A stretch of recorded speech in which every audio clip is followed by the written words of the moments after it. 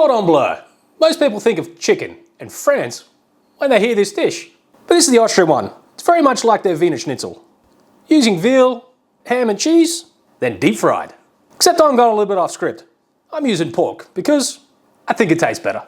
Okay, to start off, we're going to flatten out some meat. Now, the best way to do this, so you don't, get meat juices all over your table, you can stick it in a Ziploc bag, or you could fight with your plastic wrap like I do, multiple times a day. I hate this stuff so much.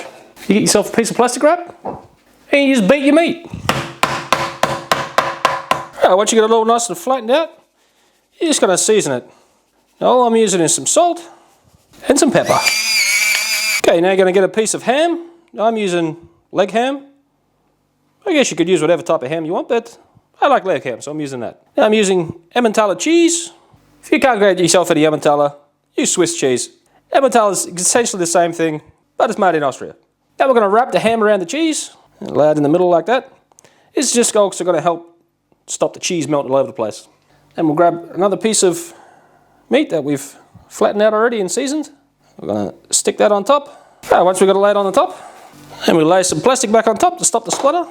And now just around the edges, just pound it out a little bit, and this will help the meat stick together.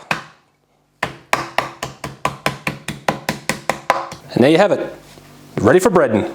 So, got my breading station set up. Flour, beaten eggs, breadcrumbs, and where I'm going to land the already breaded stuff. This is quite simple. First it goes in the flour.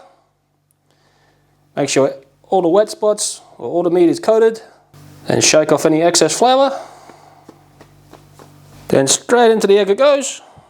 Make sure there's no dry bits remaining, and we'll let the excess egg drip off, and then straight onto the breadcrumbs. Best way I found to do this, have a thin layer of breadcrumbs on the bottom already, then just get a little bit of excess and just sprinkle it over the top. Now this isn't like a traditional Austrian schnitzel where you don't want to press it in. This one you can actually press it lightly to make sure it all sticks. So you want to make sure every bit of this is coated with the breadcrumbs. Once it's all nicely coated, you want to get the rest of them done, which I've only got one more, so it won't take too long. Okay, in my pan here, I've got a mixture of frying oil and clarified butter. And it's already up to temperature, so I'm just going to lay in the meat and let it cook until it's nicely golden brown. Now, if you don't want to stand around idle in the kitchen like I usually have a hard time, you can do a little bit of this action to it. Won't hurt nothing. Probably doesn't need to be necessary either. But, you do you.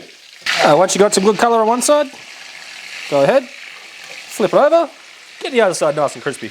That's another thing I should note.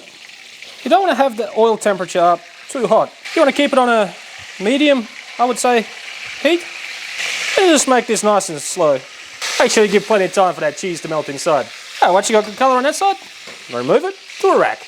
Now all that's left to do, cut that bad boy open, and open that up, and shove it in your pie hole. So apparently, Cordon Bleu translates to blue ribbon, which, if you look more into the history of this, goes back to the Knights, means a term for excellence. So let's see how excellent this actually is. A lot of people like to squeeze lemon over their deep fried stuff. Usually I'm not a big fan, but I think to cut through the cheese and all that good stuff in here, we'll give it a few drops. Usually use a knife and fork, but how I made this one looks more like a toasted sandwich, so I'm going with my hands.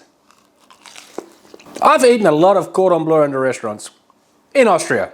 Not too many other places in the world.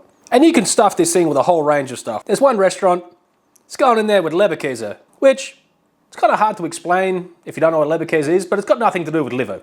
By the way, it's more of like a polony. Anyway, big thing in Austria.